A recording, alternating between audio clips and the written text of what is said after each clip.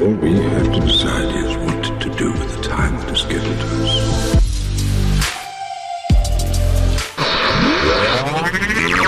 You've reached the internet's home for all things Masonry.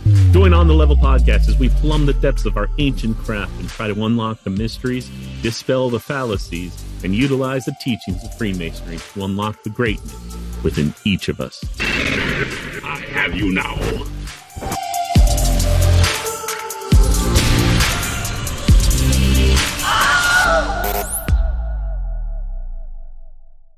And then I told them we were going to do this. I wanted to do some rapid fire questions followed by a 10-word association game. If you're down, if you're okay with it. All right. He's good. We'll try. Okay. What is your biggest failure in Freemasonry? In Freemasonry, the fact that there are still some brothers that apparently we can't get along, and I don't like that, because I tried. I don't have to agree with anybody as long as we can agree to disagree. Yeah. But if you're not even willing to shake my hand and disagree, that's the problem. I don't think it's Masonic, and so the fact that I can't get past those, and there's not a lot of them, but there's a couple. It sticks with you. That's something that's in your mind. I don't think it's Masonic. Yeah. And I don't feel comfortable being at odds. You and I don't have to agree on every subject to be friends, or to at least be cordial to each other and be brothers. I think that was the whole Masonic concept. I'm pretty sure, yeah. Hey, man, Abraham over there, he's a good guy. I know he's not a Christian, but he's got skills. Why can't we have an organization? We both believe in the same God. Yeah. We could just ignore that part and utilize the rest of our abilities. I think that was the concept. I mean, you're building a much stronger society if you can operate that way. Right. I agree with you. So, That's one of my biggest pet peeves is Masons that have no concept of what Masonry is. There's too many Masons that don't understand that Masonry is about setting aside our differences and working together at its core. That's it. Bottom line. At its basis, that's what Masonry is. And that's what I think. And if you can't get past that, wow, how are you going to go any further? Yeah. Well, I've always thought the most unique verbiage I've ever heard is best work and best agree. Mm-hmm. Exactly. Yeah. That's right. With so many appendant bodies, committees, district opportunities, what advice would you give a newly made Master Mason like Matt Stone that is looking to get more involved in Freemasonry? Okay, so now you get to hear about my amoeba theory. Amoebas, they single-celled organisms. Yeah, but they multiply by dividing. So as soon as 4 amoebas get together, 2 of them are going to go start another Masonic group, right? And then when they become 4, 2 of those are going to go start another. And people look at my wallet and go, "Man, you got a lot of credit cards." No, those are dues cards, man. Those are dues cards. You'll hear some guys go, "Look, man, just concentrate on Masonry. Don't worry about the other stuff." And others will go, "Man, you need to become a Shriner. You need to become Scottish Rite. You become York Rite." I think you can do both. And the beauty of York Rite or Scottish Rite or the Shrine is there's not as much heavy lifting to join. And you don't have to jump in with both feet in the beginning. There's nothing wrong with getting exposed. I was raised in 88. I went through the Scottish Rite in 88. I joined the Shrine in 88. And there's been, with the exception of the Scottish Rite probably, there's been years where I didn't go into either one of those buildings. But eventually I came back. And so you can join them, but enjoy your Masonic experience and get what you can out of that. And then do the other things when you feel like it's your time. Wow, great advice. I love it. Okay, what people had the biggest impact on your Masonic career? And why? Well, I'll start with my dad because he's the one that told me to show up at that building. You Right. wouldn't even have been a Mason if he didn't make you do it. Well, I probably would have wound up there eventually anyway. Okay. I mean, he was a Mason, and all of those other guys who I've known pretty well for years and years and years. So I probably would have wound up there anyway.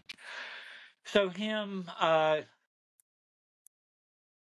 Jerry Gocher, Right Worshipful Jerry Gocher, taught me more about ritual and than anybody. He was a great teacher. I learned a lot from him. He's a good ritualist, and I owe him an awful lot, and I appreciate it.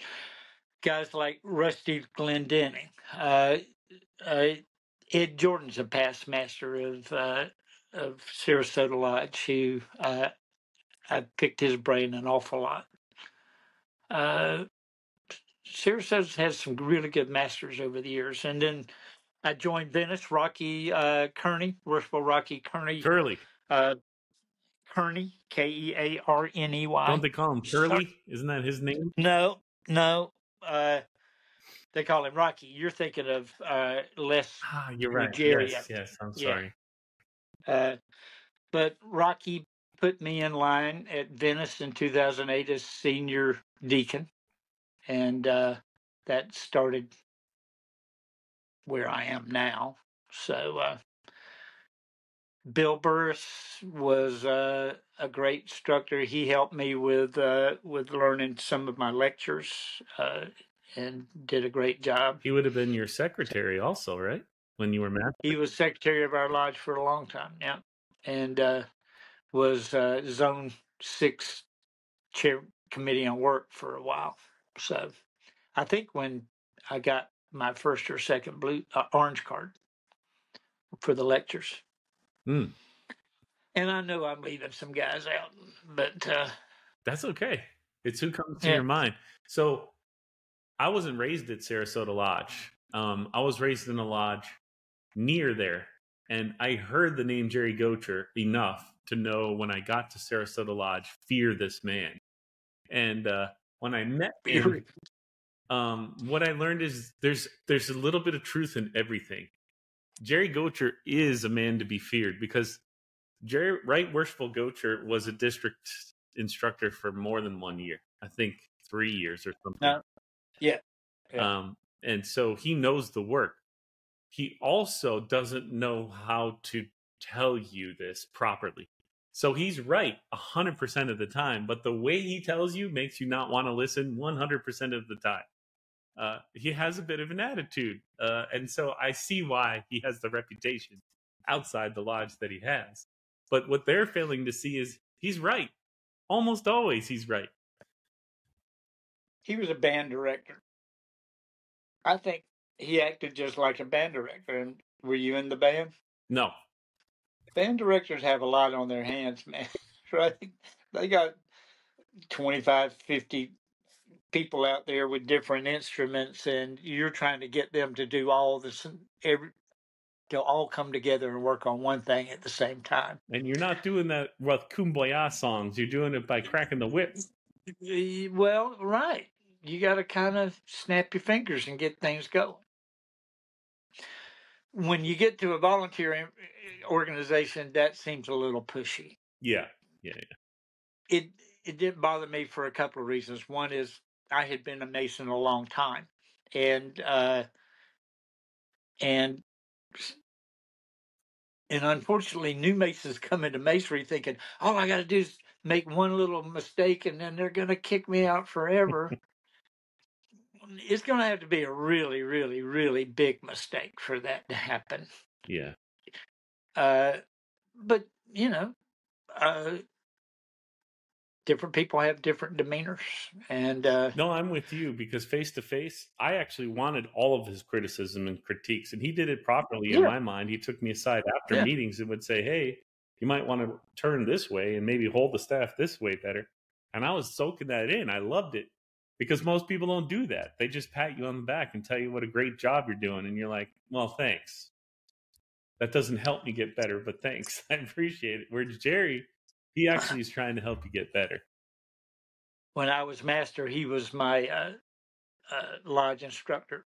And after the second degree that we did, I took him to lunch, and I'm going, Jerry, I know you mean well, man. But on degree night, I don't care how bad my guys screw up. I want you to go shake their hand, pat them on the back, and tell them they did a great job. At the next practice, rip them a new one. Yeah. But they worked their ass off. Yeah. And they didn't screw up on purpose. Yeah. Let them go home and sleep good. Right. Exactly. And then we can get to it the next time. And he knew. And I'm going, I thought you'd understand because you were a band director. And he goes, the problem is when I was a band director, I was part of the band. I'm leading the band. Yes. So now I'm sitting over there on the sidelines, sitting on my hands. That's tough. With nothing to do. Right. That is tough. And I'm going, I got it. I understand. All that knowledge and experience in your head, and you see these young people out there, and you're like, no. Come on. I know. No, I get that. I had an experience like that recently. It was just one of those nights. It was our state of communication. And it was just one of those nights where it's like, man, everybody screwed up. Everybody did something wrong. It was rough. And so finally we had a brother, I believe it was David Wenzel, visiting from Brandon, who is a phenomenal guy. I've worked degrees with him before. He's awesome. He looks at me, he goes, and I'm junior deacon, and he goes, hey, are you going to be sitting over there next year? I said, I don't know, sir. We'll see where things go. When you carry the flag, and just went off about how our guy had done the flag wrong at the flag ceremony. And he's like, it's a hand on the hilt and 90 degrees, upright, free and aloft. And I was like, yes, sir. Thank you. I appreciate it. Everyone has their pet peeves. Everyone does. But I think we voted on that a couple of years ago at Grand Lodge that there's more than one way. Yeah. Oh, really? Yes. Because for years the book said 20-degree angle. And I think it was basically veterans were going, well, that's improper. But I don't think they ever said it has to be at 90 degrees or 20 degrees. I think it just said the lodge can decide. Is that right? Do you remember? Well, the current combined floor work book says 45-degree angle. And it says to hold the flag at ease, I believe, as the prayers are given. But it doesn't, what does that mean at ease isn't really spelled out. So I think they left that open to interpretation as to what at ease is with the flag. You're right. It doesn't really specify. It could be straight up and down. It could be 20 degrees. It could be 45 degrees. Well, for years, that 45 degrees was it. Yeah. And every meeting, we had a past district deputy who's also a Marine. And he would give that poor guy, the senior deacon, crap every time. And I'm master going, this is what the book says. All right. And you carry it at 45. And one of the reasons is in a lot of lodges, if you don't get it that low, it's going to hit a fan. Yeah. Right. I've seen it hit the fan. So you got to be able to bend a little bit. But again, jumping on a guy. That's not Masonic, right? It's not. Yeah. If I'm going to do it, and I don't do it on degree nights at all, but on just a meeting night, and I know a guy's relatively new, I'll come up afterwards and go, look, I'm not criticizing. And if you want, I'll just shut up. But if you did this, it would be correct. Right? Yeah. But I don't want anybody to feel like they didn't try, because I've seen guys that come in and obviously didn't try. Yeah. But most of our guys are trying, but they have other lives and they got jobs and bosses that they might not like, and there's kids and wives and stuff at home, and you got, you can't be perfect every time. And I can tell you, as somebody that knows this stuff, the pressure and the fear gets to you. Even if you do know the stuff and you tried really hard, you still might freak out and make mistakes. So you're going to make mistakes. There's no way around it. Everybody makes mistakes, even the best of us. the best way to learn, make a mistake. You know, Right. I really appreciate the fact that we've got a boomer, a Gen Xer, and a millennial Masons all sitting down in one room, essentially. Because I guess I'm still full of piss and vinegar. Like, I get ticked whenever I see some of that stuff go off. And I'm not perfect at all at my role. But I think it was that same lodge night. I had to drive the senior warden home. He didn't have a ride. And so he looks over at me, and he was, riding in my truck, and he goes, Matt, I think we did a really good job tonight. What do you think? No, we did not. Really good. Really good. You thought that See, was good? That My is a problem, goodness. though. If you can't recognize the issues, then that is a problem. Because when I have a bad night and Barry comes up to me, my first words are going to be, I missed this line, that line. I screwed that up. Like, I know what wasn't good. And if you can't even tell that it wasn't good, that's a problem. Yeah. They were either taught wrong or they just learned to accept, to have a low expectation of what they're trying to do. Mm-hmm. So if you weren't taught wrong, you're not going to know any better anyway. Or if you're in a lodge that's always undermanned, understudy, and they've just learned to accept a mediocre presentation, then that's what they're going to say. Yeah. So with that, as you come in, try to get some new guys in, get the, show them how it should be done. Right. Again, it falls on you to change things. Sorry. Yeah, still the 20% Sorry, rule. not sorry. Thanks for that. Come on, Gen Xer. You got all the piss and vinegar. You can do it. When I got to Venice Lodge, and I'm not being critical of Venice at all, but the very first time I sat in that senior deacon chair, I didn't realize this, is when the worshipful master, asks if everybody's a master mason, they always challenged it 100% of the time, which is clearly optional in the ritual. And it took me 2.5 years to change that, because you can't change it as the senior deacon. That's right. You just got to work on the worshipful master and go optional, right. optional. It says optional. It says optional. And I finally got there. And in the meantime, I embarrassed the crap out of myself because I had no idea what I was doing.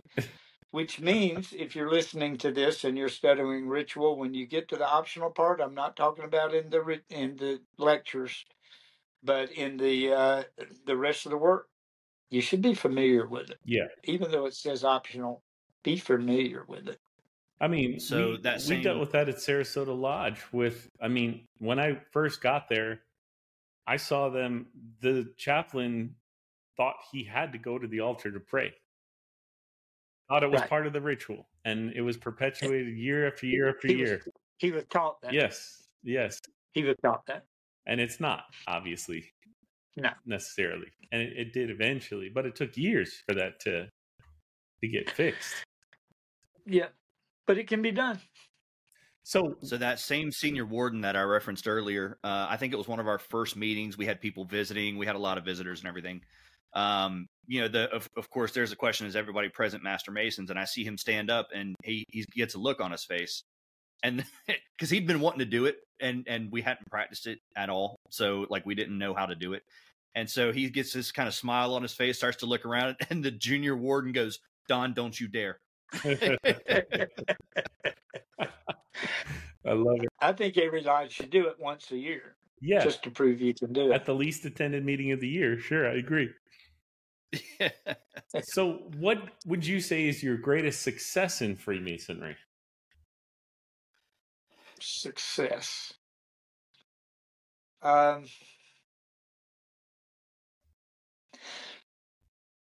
I was district deputy, we got 2 people into the Masonic home, and that was great. Being able to help people get into a situation where they're going to be taken care of is a lot of work. There's a fair amount of work involved in that, but it was nice to be able to get that done and know that those people are being taken care of. So there's that. Raising both of my sons was pretty darn cool. Oh, you got to raise Uh, both of them? I raised both. One as worshipful master, and I was worshipful master in Venice when Kerry was raised, my youngest son, and literally brought him to the East for his catechism, and did the questions myself. That was Wow. a lot of fun. Yeah, That is Awesome. special. yeah. So, but other than that, I mean, I don't know. I look at masonry definitely has had a large impact on my life, and I think about it every day. But I've been doing it for so long, I think that a lot of that's just internalized. I do think it's had a big effect on my attitudes towards life and other people that I don't know how to verbalize, but I try to live it every day. I think that's what makes you special, because not all Masons do. And that leads to my next question. What motivates you to keep showing up for Freemasonry after all these years? I like the brothers and I like the ritual. And I think I get the same reaction from people when I tell them I go deer hunting, and I keep a diary. I've been keeping a diary for 30 years, so I know exactly how long. Well, I could know exactly how many hours I've spent in a deer stand. Where was I going with that? Don't worry, I can edit But this. people, no, but people go, man, I cannot believe you can just sit in a stand for 5 hours. What do you do? And I go, well, I think I get to watch nature. I've got, it's fun to me. It might not be fun to you, but I don't mind being by myself with my thoughts, which translates into I like ritual. Yeah. I think some guys don't like the ritual. They think it's boring and they don't.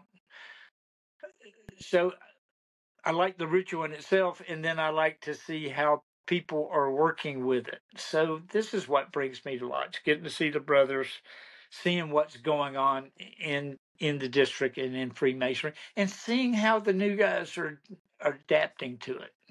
And that's entertaining to me. To me, I don't know why. I have to say, like, I've become a beekeeper since I live in South Carolina.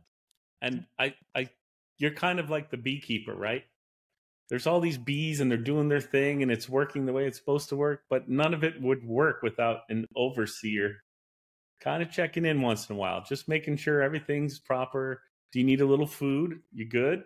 And let them do their thing. You're kind of like a Masonic beekeeper and all the bees are out there doing their business.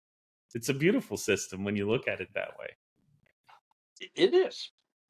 I don't think I'm the keeper, though. But, Those are my words, not yours. okay. Last question. What do you think are the biggest challenges that Freemasonry faces today?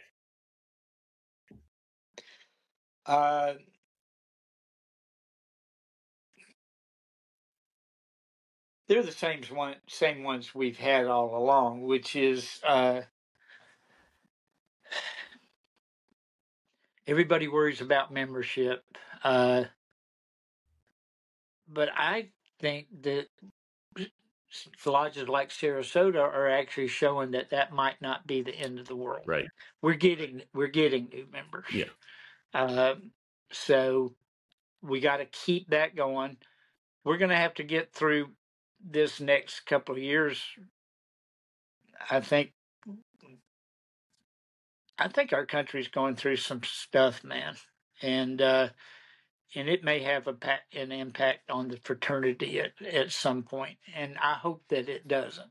And I also hope that our fraternity does what we've all obligated ourselves to do, which is no matter what's going on politically in this country, that we remain committed to each other, regardless of which side of the political spectrum that you're on. I don't know if that'll happen. But yeah, at the end of the day, we got to have membership and not change our values. And I don't the beauty of Freemasonry is I don't think that we can. I'm seeing in some appendant bodies that some of those guys are getting desperate enough for members that they're willing to change their core values, and I don't think that that's going to work. I just don't think it's going to work. If we're going to survive, we kind of need to keep doing what we're doing. Yeah. Just do more of it. My dad said what this country needs is a good depression, right? People need to learn to count on each other again. That's true. Which was happening in the 1930s when he was born. And I'm not sure that I don't want our country to go into a depression, but look, we can sit here on a computer, never leave the house. You got 550 channels on TV. You got a computer that'll get you into more trouble than you need to be in. You don't need to leave the house. You don't need friends. I think people need them, but I do think that there's a fair amount of people that are living in their own world and not living in the world. Yeah. And if the internet went away tomorrow, that would change everything. We'd all be in trouble.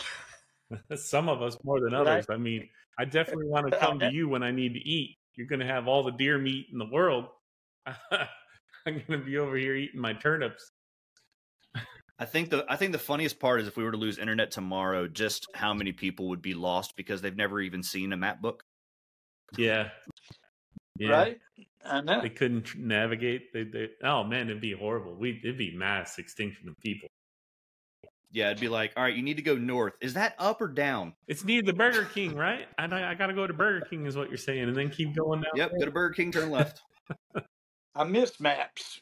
When I'm traveling, like on my motorcycle, sometimes you just can't beat a map. With phones or iPads or any GPS, you get too big and you can't see what I want to see, which is the small stuff, the little roads, Yeah. Which you're going to find on a map. So I rode to Laconia in Maine last year on my bike, and I took maps. I used my phone and my GPS, but there were times when you break out that map because you want to see everything at once. You have driven all over this country on your motorcycle. Practically, haven't you? I'm short 4 states: Michigan, Wisconsin, Minnesota, and Alaska. And I'm hoping to get those done this summer. I got a nephew in Anchorage, so he says we can ride in August, so I'm going to fly up there and rent one, which is what I did in Hawaii. And then I'm going to ride up or maybe trailer. Last year at Grand Lodge, my wife got me a puppy that I didn't ask for that I love. Link. And, Link. But he makes motorcycling a little difficult. I can't just put him on the back. I'm working on it, but I just don't know if it's going to work. I'm actually part of Zenda Grotto here in Plant City. Our guys, I think it's in August actually, but our guys are actually doing a charity ride from Zenda Grotto here in Plant City, Florida, all the way up to Anchorage, Alaska, and back. So they're actually going to be doing a long fundraising. They're going to stop at the different grottos along the route to raise funds for Humanitarian Foundation and Miles for Special Smiles. How long is that going to take? I'd have to call Travis or George and ask them. I think they're going to be gone for quite some time. This is way off the subject, but about 10 years ago, there's an Indian tribe in Florida that put up $1 million prize, and these guys had to ride a motorcycle from Key West to Alaska, to the farthest point north. Winner got $1 million. And every day they left from one spot and were given the next destination. It wasn't like they had it all planned out ahead of time, because otherwise these guys would have mechanic trucks set up. So every day they found out where they had to check in the next day. I think the winner made it in 5 days. Wow. 5 days from Key West to... That's that crazy must have been stuff. Painful. 3 or 4 guys died. Jeez. That's just there's no sleep involved to be able to do that, or very little sleep involved to be able to get those 2 That's points in that not, little bit of yeah, time. that's not an enjoyable trip. Not in that time frame. $1 million. Yeah, I guess for $1 million. I mean, I'm okay with not being a millionaire personally. I think it would have been exciting. The guy that owns Precision Cycle here in Sarasota, Ron, him and his brother rode it. I think they were 5th Wow. and 6th. And he said he crashed, slept for like 24 hours, and then called an Uber or taxi driver and said, "We're going to hit every bar in this town," which was probably only 5, right? Because it's the middle of nowhere, Alaska, but pretty funny. Okay. So I belong to some more grottos. So find out how long that's going to take. Maybe I'll I jump will, yes, in. sir. I just text one of the guys. If he texts back while we're streaming, I'll tell you. Nice. All right, cool. That would be fun. So we're now an hour and 46. This is going to be, I'm going to split this into 2 separate episodes. We're going to do the general conversation, and this Masonic question and answer probably is another episode. But Okay. I've never done this before, and I've seen it done, and I love the idea of it. Word association. You're familiar. Okay. Yeah. And so I have 10 words, and I'm really excited to say them. And then you just, as quick as you can, let me know the first thing that pops into your head. And maybe we'll talk about it, maybe we won't. You ready? I'm not sure. Let's see. Number 1. Gringo. Gringo. Friend. All right. Because you're trying to learn Spanish. You've been trying for like years now. So Correct. that's one of the first ones us white boys learn when you're trying to learn Spanish, because you want to know who's talking about you. Yeah. Friend. That's interesting. 2. Feather. Turkey. I'm into turkey hunting right now. Okay. Number 3. Trust. My wife. Okay. Word association, so I'm just going with it. Number 4. Love. Again, my wife. Love it. Family, I think. Yeah. Number 5. Aliens. Wow. Wow. Okay. Wow is a word. We'll take that as a word. Yeah, we're going to have to go with it. Now, we said we could talk about them. Where are you at with what's going on in the world with disclosure, the changing of UFO to UAP, the idea that the government does have a program when they lied and said they didn't? Like, where do you fall on all that stuff? Because you're one of the smartest people I know, and I'm really curious where you stand on this. And if you don't want to talk about it, I get it. You don't have to. I was just reading something about this recently, about why we haven't found alien life. And one of the first reasons is because it's hard. They're a long way away. Yeah. And they don't have the technology just like we don't, right? I mean, we sent a record out in a spaceship. Right. Sure, if you got a record player, you'll be able to. Yeah, I know. Yeah, exactly right. It's I know. meaningless what we're sending out. Meaningless. I guess it just shows that there's some kind of advanced form, or what we think is advanced. Yeah. And if they found it and they're advanced, that they would figure out the technology to be able to read it. The down and dirty answer is that if it's an unlimited amount of time and space, then we can't be the only sentient beings, right? Yeah. Highly improbable. Yes. Then the question becomes, well, how the hell are they going to get there? So how are they getting here? And if they are here, why haven't they shown themselves? So I got big questions about whether we've actually contacted anybody. And you know, going back to the archaeology thing, one of the first things, my first archaeology class our teacher had us buy this paperback book, and the premise was that humans were put here on Earth by alien life. Right. The Anunnaki. And I'm going, Yay. why the hell are we reading this book in an archaeology class? And the reason was she was teaching us about how science works, because what that book did is it looked at all kinds of evidence and picked anything that fit their theory and ignored the rest. Right. So they just cherry picked. This is the same thing that creationists do. Right. Creationists believe that the world is only as old as what the Bible explains, so it'd be 5,500, 6,000 years old, and that fossils were created by the devil to make us not believe the Bible. I hadn't heard that one. But, that's fascinating. Yeah. Oh, we well, need to have a conversation, sir. Are you a creationist that believes the world's only 6,000 years old? No, but I was raised and educated by them. Okay. I was able to logically deduce that they're full of crap. Yeah. Yeah.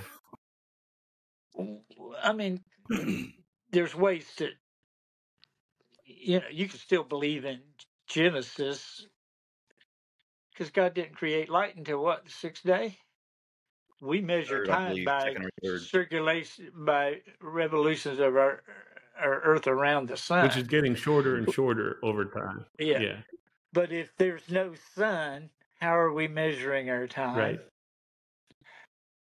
So I think anybody I that think thinks there's probably alien life, and I doubt seriously that we found it. That's my theory. Okay. But I could be wrong.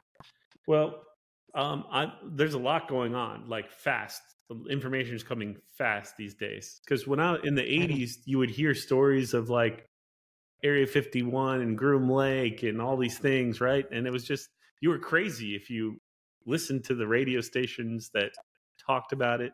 And now it's mainstream. It's like generally known that these things are out there. So obviously we don't know. But I think that's the beauty of it. Anyone that says they know anything for sure is full of shit. Because nobody knows anything for sure. Nobody. Sure. You can choose to believe things, but that doesn't mean you know it to be true in reality. Yep. And what you choose to believe is your choice. And that's okay for you. Yeah.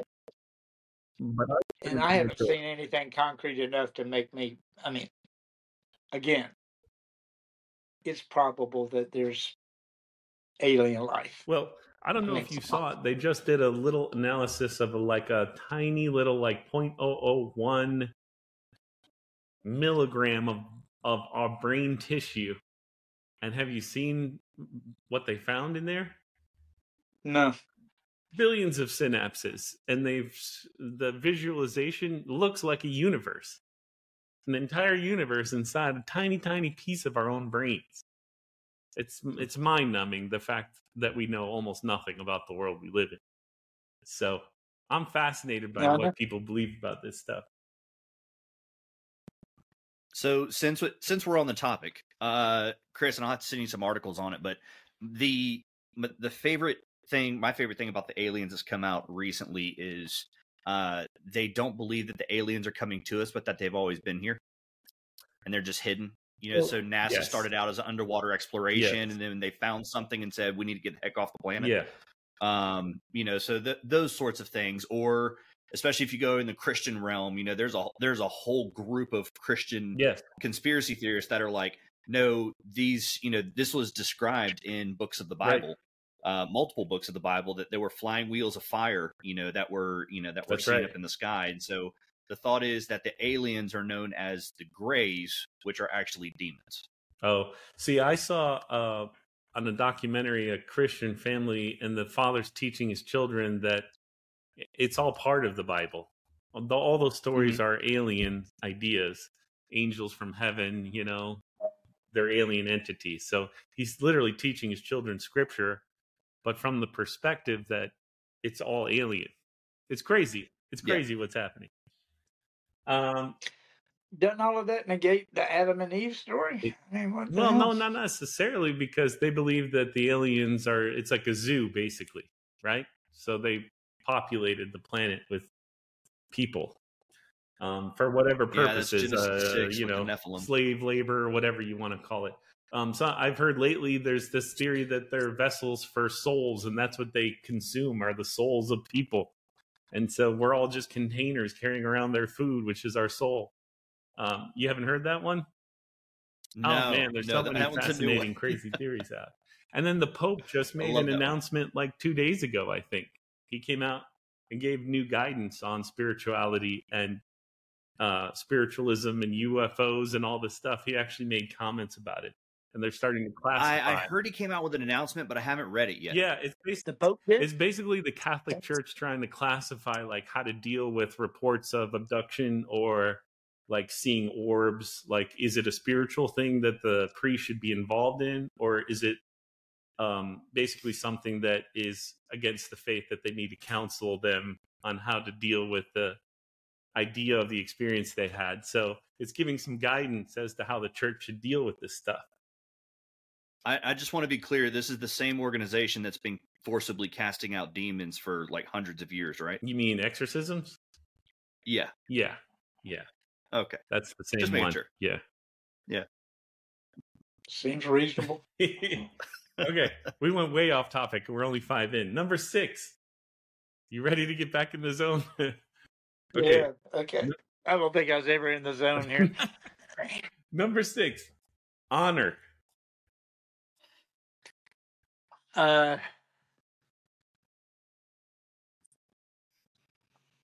Man, you want one word? I know this? it's hard. Yeah, it is very hard. You surely get a vision in your mind of something. Honestly, I think the vision was Arlington Cemetery. Yeah. That was the vision. That was what popped into my head. Dead soldiers who fought for their country. Yeah. Honor. Well, they honored our country, paid the ultimate sacrifice. Yeah. Number 7. Faith. Faith. Something everybody should have. You need to have faith in something. I don't know what that is. I think it's different for everybody, but yeah. And I think a lot of people come into Masonry trying to figure out what that's about, right? None of us are atheists, so we all have some kind of a religious background, I guess. But I think we all need to, at some point, become comfortable in our own skin and what we believe. And it doesn't have to match what everybody else believes, right? And I think that's one of the reasons we don't discuss religion. That's right. In lunch is if we just keep that subject out of here and get along on the rest of it, we ought to be able to do great things. So, but you need to figure out what you believe. That's what I think. Yeah. It took me a while. Figure out what you believe and why you believe it. Fred used to say that all the time. It's honestly how I wound up in anthropology. Is I took religious courses trying to figure out, because I was raised in a First Baptist church. I was baptized when I was 11. Now, wait, what kind of church is that? Now, I understand Baptists are a little more animated, right? Like they sing and they dance, but are we talking about the snake handlers and stuff? Like, no. Okay. This was First Baptist Church of Swainsboro, Georgia. So, no, we didn't do any of that. There was no talking in tongues, none of that. But in theory, you weren't supposed to drink or dance. I'm not saying everybody followed it very well. And I was only 11, so I was just observing what was going on. But by the time I made it, into college, I'm thinking, well, it seems a little hypocritical. They're teaching one thing on Sunday, but they were doing it all on Saturday, which is what got me to questioning. So, so I did my research. I figured out where I needed to be. And you found your answers? I'm comfortable. Good. Yeah. Number 8. Banana. I'm thinking fishing, which is Fishing? you don't bring bananas on a boat. It's not cool. Why? You want to get it's a thing. I never heard that You before. do take a fishing charter. They got decals on there. Don't bring No a banana bananas. on a boat. Yeah, Is it because you're going to slip on the peel? I don't know what it's about. I think it's a just bad don't do luck it. thing, if I remember right. Huh? Yeah, it's a bad luck thing. Yeah. Yeah. So, What? now I don't know what banana boats do.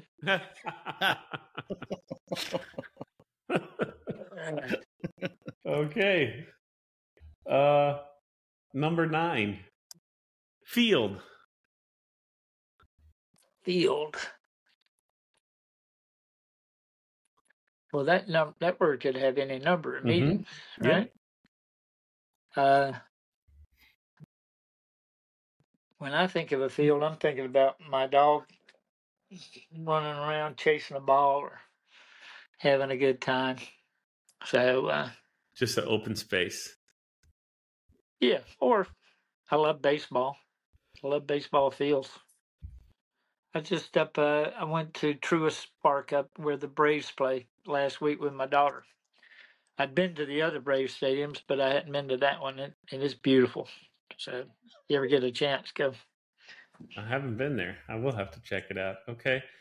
And Last one. The pressure's off. Number 10. Home.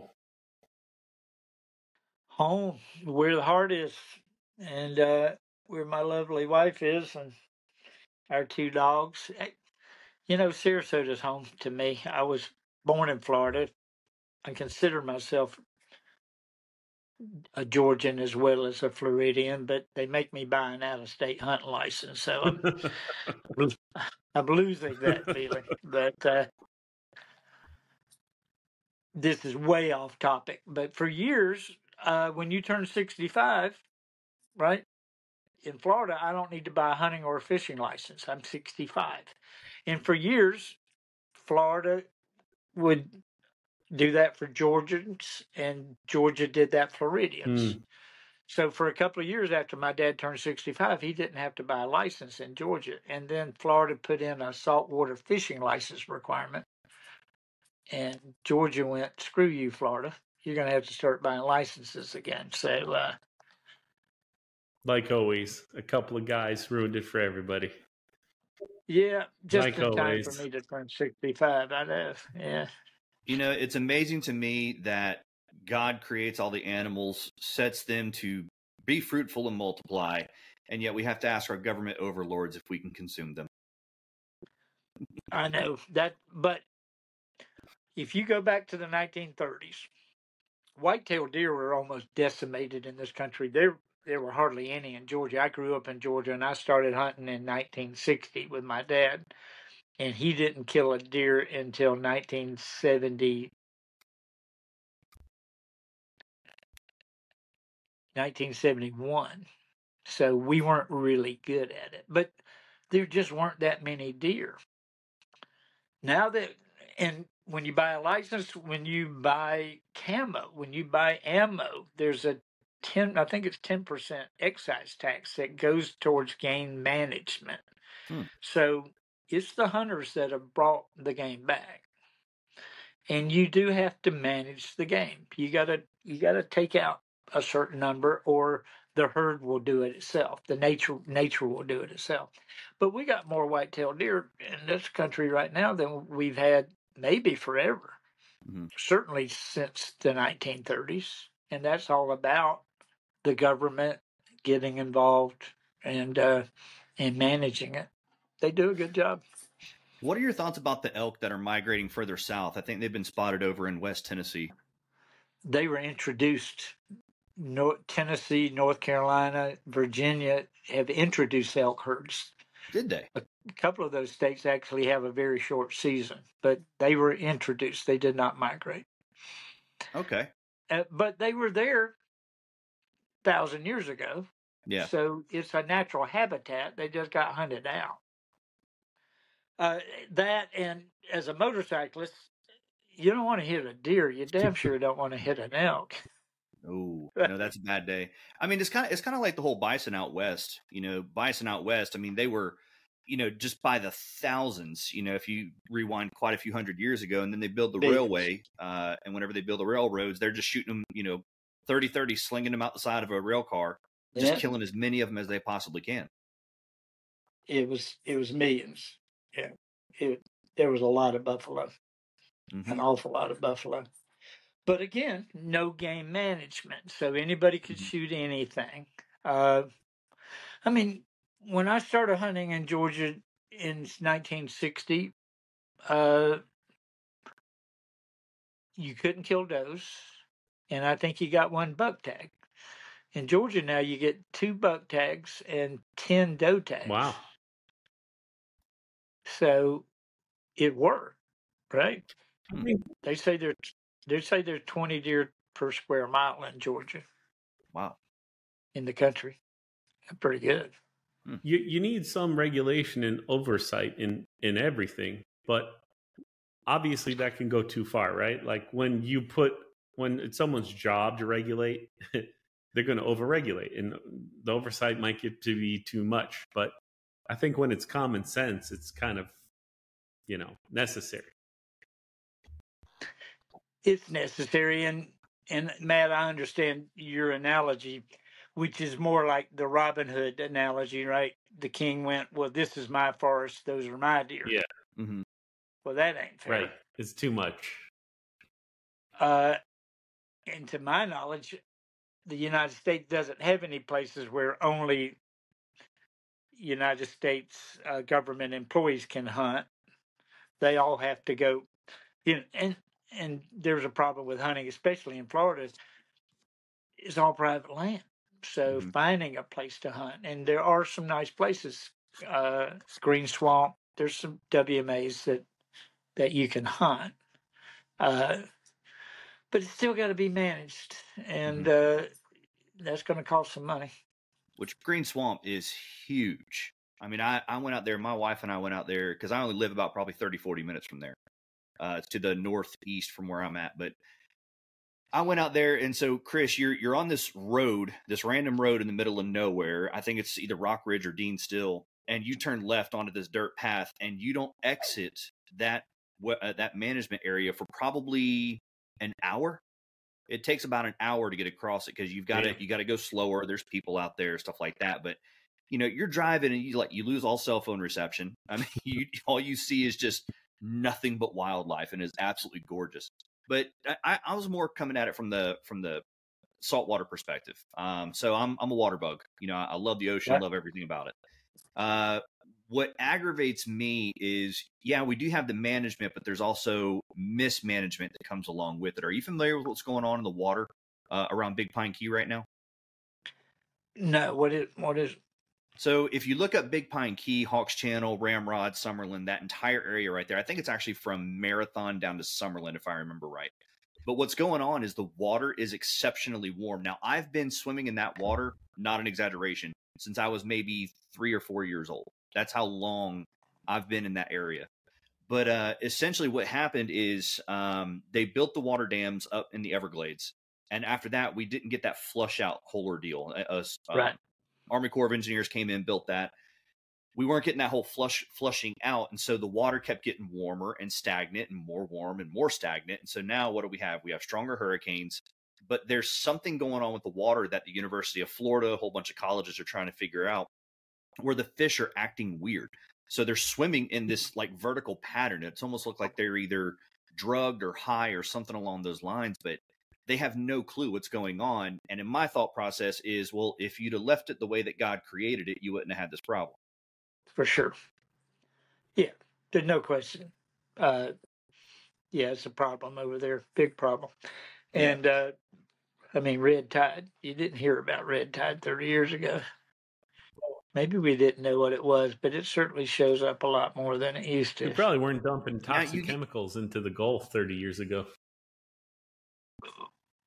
Well, I'm sure we were, but we're definitely doing it now. And that whole Everglades thing. So how did we get on this topic with Blame Matt. A Blame podcast Matt. about. Blame Matt. It's his fault. Look, I'm not I blaming saw a anybody. rabbit, I like chased it, and we ended up here. I like This I podcast like can go talking anywhere. to I you. told you that at the beginning. I said, Barry, is there anything you don't want to talk about? He's like what? I'm like, I don't know where we're gonna go. I have no idea where this is gonna go. And of course, Barry's We've the type talked of about- man who said, well, I can't even think of anything. And I'm like, well, there you go. We should be fine. Yeah, we've talked about hunting, fishing, and aliens. aliens, So that's right. we're bringing this whole thing full circle. Indiana Right. Jones Yeah. came up multiple times. I mean, listen, Well- this is the second time we recorded with, this is now going to be 2 full episodes. So, this just hopefully shows you how impactful and important I think you are to the fraternity. Barry is a true Mason, like what Masons are supposed to be. Someone who's legitimately trying to become a better person. I've watched him make mistakes, recognize those mistakes, apologize for those mistakes. Not every Mason does that. I've watched you try to listen to somebody that you completely disagree with because you're actually trying to understand their position, not just waiting for your turn to talk. I've seen you give guidance to people when they needed it. Like, you really are exactly what the fraternity needs. And you're a pillar in our lodge. I feel guilty that I'm not there to help you, continue on what you've been doing. I do feel amount of guilt for that, but, I'll do what I can always from wherever I am, honestly, for that lodge, and to support those guys. I know you Of will. course I will, but I'll do anything I can. But at the end of the day, it's going to be up to those guys. And I know you're of the same mind. You can't do it for them. They have to find their own way. And all we can do is support them at the end of the day, because that's what good Masons do. So I'm really happy that you could come on and spend this time with us. I feel like I learned a little more about you than I knew before. And I'm hoping that people that aren't even Masons listen to this episode, because they'll get to see what really goes on. It really is real people here, just trying to do good. You've lived a lifetime as a Mason now, practically. I haven't even got a 40-year award, man. Come on. Really? 80? I was raised in '88, so where's that put? Well, me? 2028 will be 40. You're talking to Matt, who's not even got a year under his belt, and I haven't even got 5 years, I think, under mine. Maybe just 5. So It'll be here before you know it. Enjoy every we're minute lucky, of it. right? If we're lucky, there's no guarantees. And that's one thing I have to say that I've always found, like, I look up to you because I feel like you're living your life to the fullest. You're always in the moment wherever you are. And that's something I really do look up to. And I want to be more like that in my life. Just be present with the people wherever you are and whatever you're doing. You're doing a great job of that. And I don't know how long it took you to get there, but you're there. And I think people feel that when they talk to you, that they're, even if they disagree with you, you're looking at them as a human being, and they're going to be able to have a conversation with you, and that's rare these days, and really necessary. So you're really valuable to the fraternity in our district, especially because I know you're not just about one lodge. You're really active in like 4 lodges at least that I know of, and you're probably ancillary active in 9 to 10 lodges on a regular basis. I don't know about that. You are. And the thing is, you're 70 years old and you're not slowing down. This is our fraternity's greatness, is that there is no age limit. Like, you're a warrior. You're a gladiator out there in the field, still doing the work, still fighting at 70 years old. And I don't see you slowing down anytime soon. So that's another thing I look up to you for that. Slowing down's not a good idea. Yeah. You don't want to slow down. That's what I'm telling my friends my age is, do not sit in front of the TV and spend all your time looking at Facebook. It's not going to be good for you. A lot of regrets. That's what you're going to have. Yeah, well, I don't know what you're going to have. That's why I don't. If you're a friend of mine on Facebook and you never hear from me, it's because I don't. I'm a friend of yours and I never hear from you. You won't. Exactly right. Every now and then I'll like something that's got a picture of my grandkids in it, and that's about it. So, Speaking of not sitting around and being slothful, I just heard back from one of the guys who are going on that motorcycle ride. yep. It is the entire month of August. It's from August 1st to September 3rd. Wow. And that's Brother George Maxwell. He's a freshly raised Master Mason. We'll be doing catechism this upcoming week for his Master Mason give back. But yeah, so shout out to Brother Maxwell and Brother Travis. Two great brothers. That's still going to be a trip. I did in 21. I did 9,700 miles. We went to California up the West Coast and back, and that was 40 days. So to do that in 30. Of course, we got a friend, Chris, who rode a bicycle from California to Venice in 30 days. A bicycle. Yeah, that's crazy. Days. That's insane. It is crazy. But he's in great shape. Like, I'd have a heart attack 10 minutes in. He's a beast. He's younger than we are, too. Yeah. So, yeah, we'll go with that. It's because he's younger. Yeah, that's what I'm going with. That's Brother Bob Gatens. He's from Englewood Lodge, and he's an up-and-coming guy in District 23. I saw that the first time I laid eyes on him. I knew he was going to be a leader in the future. Yes, he's a good man and a good ritualist. Yeah, because he tries. So, yeah, he does. He takes everything serious. Hunter, too, man. That guy goes out. You don't see him when you're hunting because he goes out in the morning, doesn't come out till dark. So he likes it out there. Well, thank you again, Right Worshipful Heart. Anything? Yep. I always like to leave our guests with the last word. Is there anything you'd like to say to the world, Mason or non-Masons who might be listening to this podcast? No, there's nothing I need to say to the world. But I do, Chris, it's always a pleasure talking with you and Matt. Nice to meet you. I'd like to come up to your lodge sometime. Please, you're always welcome. Okay. But thanks for what you do with Masonry, Chris. We got way off the subject of Masonry in this thing, but it's fun. And anything I can do to help you guys, y'all let me know. Fair enough. Thank you, sir. We'll look forward to seeing you next time. I'll see you at Grand Lodge. Actually, we're bunking up. We're sharing a room together. So I apologize for the snoring already. Don't worry about it. It'll be dueling snoring. So we'll be fine. I'll see you Sunday. All right. Okay. Thanks, y'all.